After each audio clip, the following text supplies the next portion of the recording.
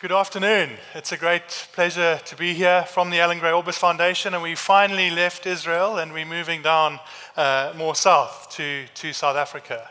And at the Allan Gray Orbis Foundation, our business is about finding gold, but not gold in the ground, which our country has been historically famous for, but about finding gold in the hearts and minds of our youth. Because we've set ourselves the challenge of cultivating entrepreneurial lions from an unusually young age. So in our time this afternoon, before we head to lunch, I want to share some of the learnings of the last decade of identifying and developing this community of responsible entrepreneurs. But rather than me telling you about the vision of the foundation, allow me to show you through the power of animation. At the Allan Gray Orbis Foundation, we believe that a few people can change society for good. We believe that the future can be consciously chosen. We believe the spirit of entrepreneurship is the way to ensure long-term equality and prosperity. We therefore work to cultivate an association of high-impact entrepreneurs as the economic and social lever to a more equitable and prosperous South Africa. In tackling the challenges of unemployment and the cycle of poverty, we believe that just one high-impact entrepreneur can change the reality of a city, or even a country. That's why we focus on creating a lifelong ecosystem to support the continuous development of these few. For us, potential is not created. Potential is recognized, then nurtured, and released. Our role is to nurture, facilitate, and create an environment where success is possible. We work with people who show signs of being high-impact entrepreneurs because we believe they have the potential to uplift communities through economic development and meaningful job creation. We work with our fellows throughout their lives, often beginning from the time they are scholars or starting at the university level where they develop and express their ideals. And we continue the journey with them as they become young professionals with big dreams and big ideas. Ultimately, we continue to support and cultivate them as they become entrepreneurs with high-impact plans. We understand that this development takes patience and time, so we are committed to the long term because we believe this is how sustainable and effective change is possible. The foundation with its ever-growing ecosystem offers a lifelong support base for our fellows, giving them what they need to make an impact on the world around them. This includes an active alumni association and community committed to fostering a culture of lifelong learning, creating opportunities for world-class entrepreneurial development, and equipping fellows to start enterprises well. It also includes the support of E2, a potential funding partner with a mission of pursuing poverty alleviation and changing the unemployment landscape in South Africa. Becoming an Allan Gray Fellow is an opportunity to be nurtured towards reaching your full potential. It's an opportunity to meet like-minded people who share the spirit of significance. We believe in a future led by high-impact entrepreneurs, those with the biggest dreams, the greatest entrepreneurial potential, and the highest likelihood to inspire others and to create change.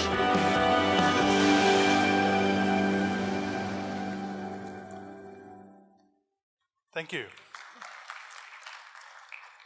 So that's what the foundation does, but the important question is why? Why do we do that? And I want to try and answer that question by talking about the day the world will change.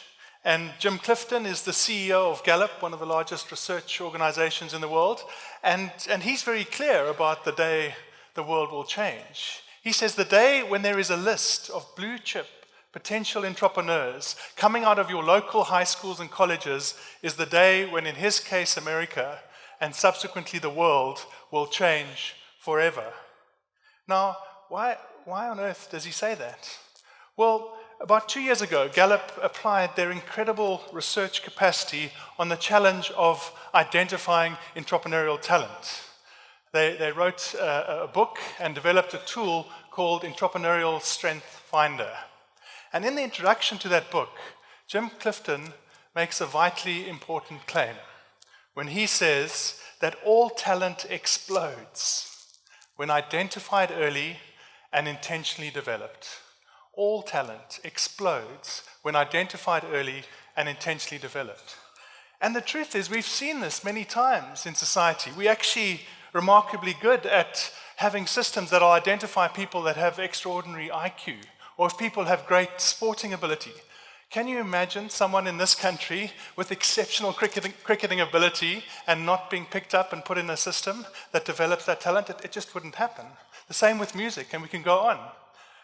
But we don't seem to have those same systems for arguably the more important societal ability and talent of significant entrepreneurial talent. So what do we do about this? Well, Clifton suggests that what we need to do is there needs to be an early identification, national assessment of entrepreneurial talent at the end of high school and university as people are coming out of those systems, and the people that perform the best, that show the greatest potential in terms of their entrepreneurial capacity in that testing need to be put into an accelerated entrepreneurship development program with customized, highly focused curriculum, with meaningful work experience, and with mentorship. And it's Clifton's belief the day that that happens is the day that the world will change. Well, let's engage just before lunch in a little thought experiment. What if this idea, that the Clifton solution, hadn't been started now in response to Gallup's book, but 10 years ago in a little part of the world at the tip of Africa? And as we enter into this thought experiment, what if there'd been 55,000 individuals that had applied to this opportunity?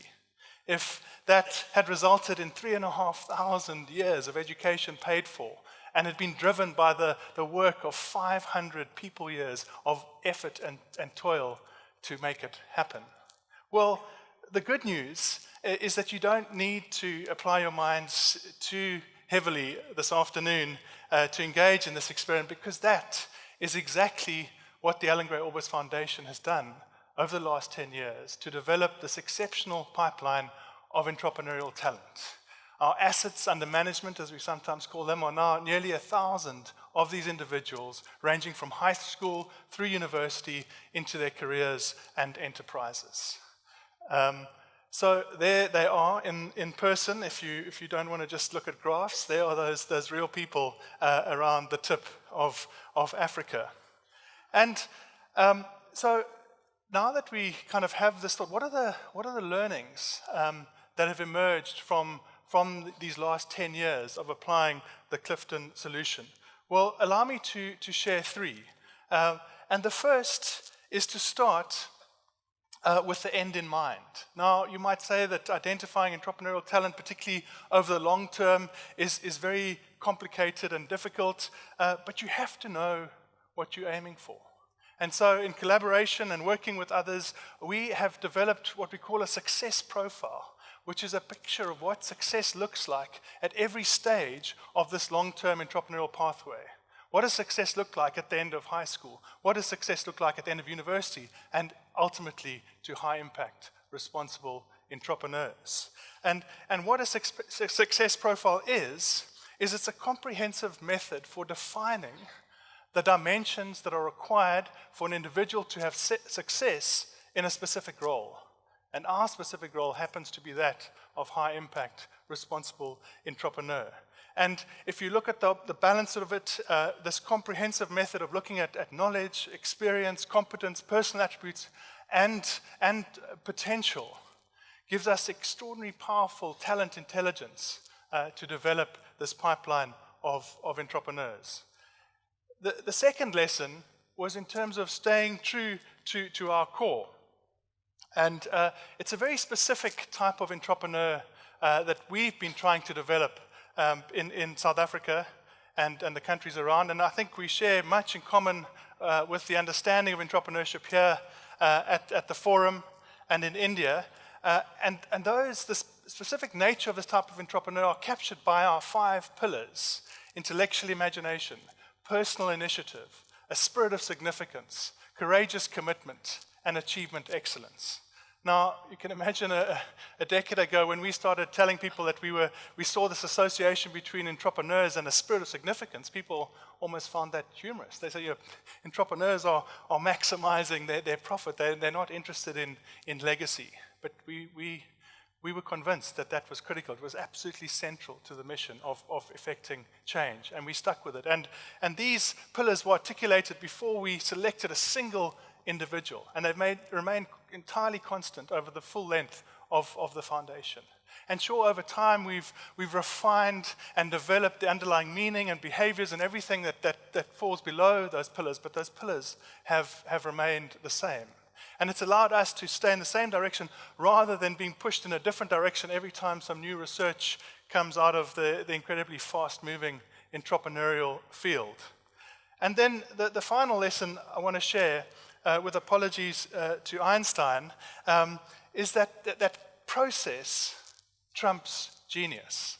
Now, when you think of selecting entrepreneurs and entrepreneurial ability, there's a tendency to think, well, there must be some geniuses, some people that have this incredible innate ability to be able to select, that there's some sort of horse whispering equivalence for the entrepreneurial world. But the truth is that the genius lies in the process. And there was a study done by Jeff Smart, one of the global talent authorities, that looked at venture capital assessment methods. And there was overwhelming evidence that approaches that were based on a systemic approach, on a real process, were far more successful, totally outperformed those that were based on a more intuitive approach. And yet that intuitive approach is often the one that we default to, whereas actually process trumps genius. And it actually moves us far closer to the wisdom of Peter Drucker, when he spoke about entrepreneurship not being magic. It's not mysterious and has nothing to do with genes. It's a discipline. And like any discipline, it can be learned. So the big question now is, well, that sounds interesting, but what have been the outcomes of this experiment with the Clifton solution? And so, firstly, we have a portfolio of Allan Gray Fellow businesses now that is conservatively valued at about 650 million rand that have developed. And remember, each one of those businesses has been developed by an individual that we would have started with either at the end of primary school or at the end of high school to the stage of significant entrepreneurship. So the businesses, as you can imagine, go all across from fintech to education, to machine learning, to health. We've had one of our fellows that was selected for Y Combinator, the accelerator in Silicon Valley last year. We've had another that won EO, Entrepreneur Organizations, one of the largest entrepreneurship organizations in the world. He won the student entrepreneurship competition in New York a couple of years ago, beating the best of his global peers in America, in India, and elsewhere. Thank you. But I could, rather than tell you about the portfolio business, let me just talk to specific examples of these individuals. And the first is Maurice. Now, Maurice wasn't able to go without the help of a scholarship like ours to a proper high school. He was then one of the first 20 that we selected into this program all those years ago. He qualified in finance. He was working in International Merchant Bank. But during that time, he started to build and develop this vision for how finance could be used to transform Africa. But he also realized that finance was exclusive in many cases. How could he go about giving greater access to the African growth story in terms of finance? And so he started a business called Cloud Atlas, which will be Africa's first ever exchange-traded Pan-African fund, which will give investors direct access to 15 countries across Africa. He'll then move from that to particular sectors that you'll be able to access for the first time ever through exchange-traded funds. Or we could speak about Letabo, who grew up in a family of doctors, so she knew she didn't want to be a doctor. She wanted to be an entrepreneur. She joined our program. She's won other scholarships. She's a Mandela Rhodes Scholar, but she's just absolutely passionate about making a difference through entrepreneurship. And so she's caught hold of the potential of this new world that we're moving into, particularly in terms of 3D printing.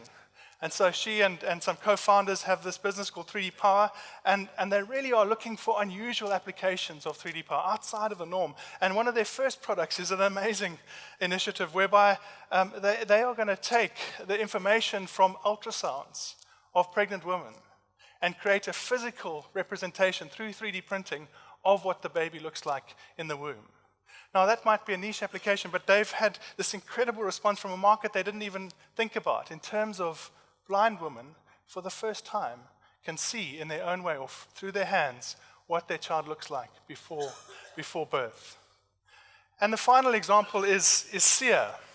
So Sia came from a more rural part of South Africa when he was growing up in the Eastern Cape in the Transkei, and he was in a township when he was about 4 or 5 years old. And it happened to be the time of significant change in our country. It was 1994, it was the elections. And so because of that, for the first time in his life, he saw flight close enough to actually appreciate the miracle of planes flying. And why he saw flights at that time is that they were dropping election leaflets for our first democratic election. And everyone else was running after these little leaflets, picking up, seeing who they could vote for. And he, as this young boy, just stood and stared at these planes. And he couldn't believe that flight was possible. And it stirred something in him which he's never let go of. And so he won, again, a scholarship, otherwise he wouldn't have been able to go to high school. And then he got into our fellowship as he went into university. And then he got access to university in Harvard. And so he continued to develop his vision and his understanding of science. And it's really concentrated on how can he change energy in Africa. And realizing the size of that challenge, he said, well, one of the big issues is not so much clean energy and all those things, but it's actually storage. How do we address the issue of storage? And so he started in his master's at Harvard looking at how he could work on a micro fuel cell that would be able to charge a cell phone for 2 weeks. And as he started his project, he heard about all the professors and everyone else, the doctors that had failed in this task. But he worked harder and harder, driven by this vision of what it would mean for Africa eventually. He was kind of working 21 hours solid. He changed his diet so he wouldn't go to the toilet as often, because every time he accessed the lab, he had to pay another fee, and the toilets were outside the lab. So he was just completely determined to succeed with this micro fuel cell to charge a cell phone. He failed 112 times, and some of those failures take 3 or 4 days to get to the end of that process. Eventually, on his 113th attempt, he got this micro fuel cell at the nano level to grow and to be stable to charge a cell phone for 2 weeks. Thank you. But what's interesting about him, because of where he's come from and what his vision is, the fuel that he uses for that fuel cell is butane, cigarette lighter fuel, because he realizes he wants everyone to have access to this fuel cell. So wherever you are in Africa, if you can get to a corner shop, and hopefully in India as well, you can get access to butane, and then you can start, you don't have to have any dependence on the grid in terms of this fuel cell. And these are the type of individuals that will truly change where we go. I'm going to finish with one last challenge. And this challenge is really about the fact that we need to move fast. And it's amazing what is happening here in this forum and the speed at which things are coming together. But we can't not be investing for the long term.